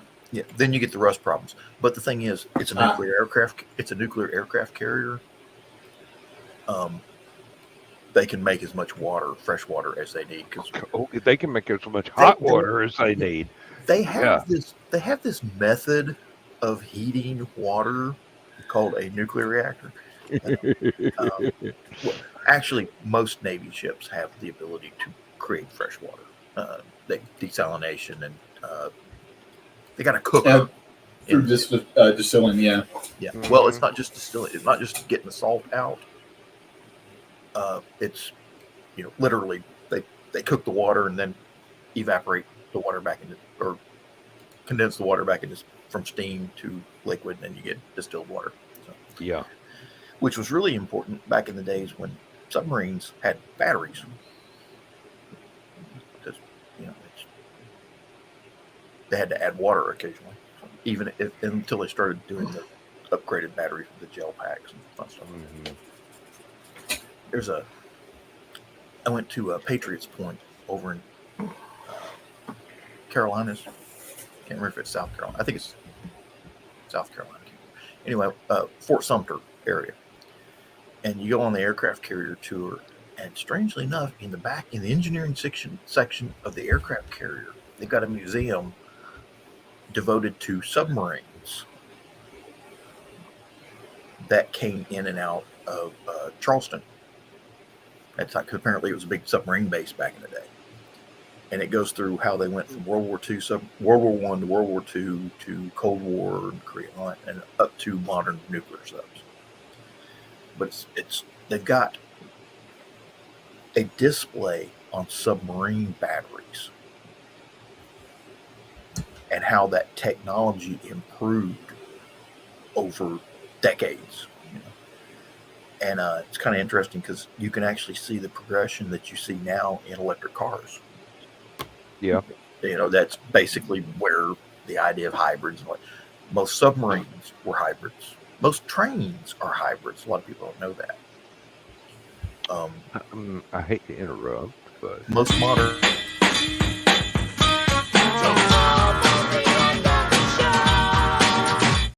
I'm glad you did that. I'm talking about batteries. But most modern locomotives, the engines that run the locomotive are electric with a big diesel generator to power the electricity. They don't actually, I'm not sure if it does or not, but I don't think they actually have the diesel engine connected to the drive system at all. It's just a generator. It's a battery charger basically. And Depends on the trains, I believe. One of the main commuting systems close to us is the South Shore Line, which has the overhead lines run, stuff like that. But in bad weather and stuff like that, or when the lines break, they have to bring the diesel, engines out and stuff like that. And dear mother of God, it's the fun thing is when power is lost on those electric trains, it immediately kicks the brakes in. So with no electricity, brakes immediately kick in and lock in. It's like air brakes, but electrical. Yeah. So when they got power, the brakes disengage. And then these diesel train engines had to come and pull 8 cars with locked brakes. It sucked. My normal 2-hour commute was 6 hours. Oh yeah. Yeah. And loud. Imagine all those steel wheels not turning. Oh, I can't. You think an electric train like that has those situations would have the ability to attach an electric generator to the train. Just somebody comes out in a truck, hooks up the electric generator. Train has power. It goes wherever it needs to go while it's running, gasoline or diesel, Honestly, propane, I- whatever the hell generator they want to run. I don't see why they couldn't have the braking system and some of the other creature comfort systems run off of a solar panel powered battery pack. They're sitting in the sun so much of the day that be able to do small energy things like that. It wouldn't be able to move the train, or at least move the train very far, but it could at least do creature comforts.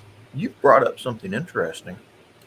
Can you imagine a freight train that every car in the freight train has a solar panel on it, and they hook all these cables for all these cars together? Oh, See, I've always thought when Tesla announced they were going to do their electric truck, and the first thing that went through my mind is it'll never catch on because there's no infrastructure for it. You can't charge an electric truck at a truck stop. It's just the infrastructure alone would cost more than getting the trucks on the road. I've always thought that all parking lots should be roofed in with solar cells. If you go And out in then Arizona, go one Texas, further, all highways roofed in with solar cells. guess what time it is, folks?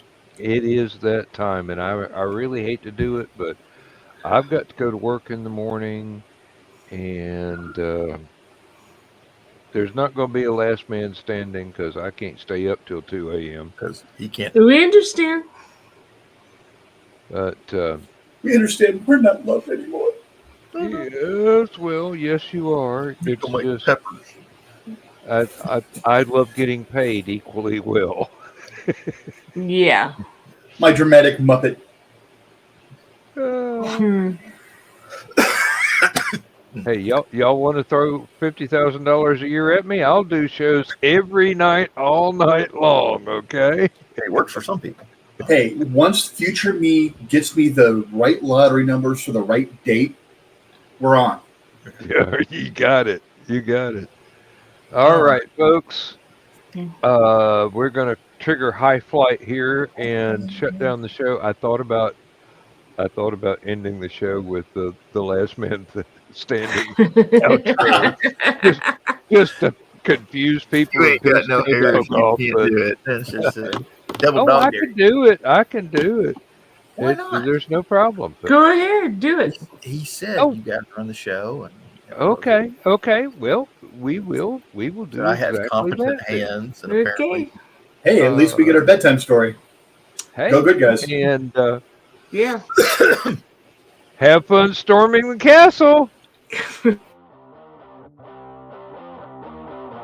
Transmission overload. System will shut down.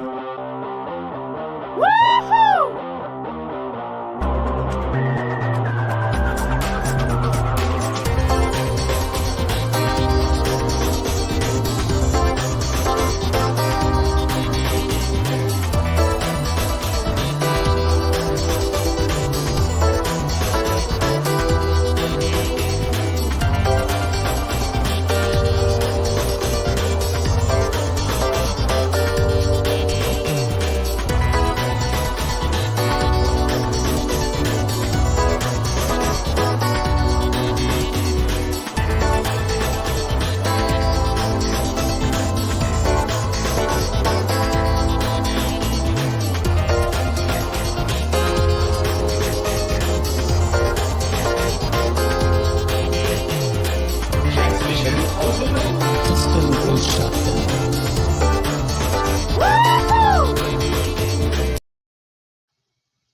Whoa, that didn't work right. Sorry, I switched back to stupid o'clock so I could do something else after this one, and it just ended everything right then and there. My fault entirely. Didn't know it would do that. In any case, this is the end of Stupid O'Clock broadcast for tonight. And pretty much we have to close out our broadcast day. Good Lord, he's got a lot of stuff in this directory. I mean, seriously.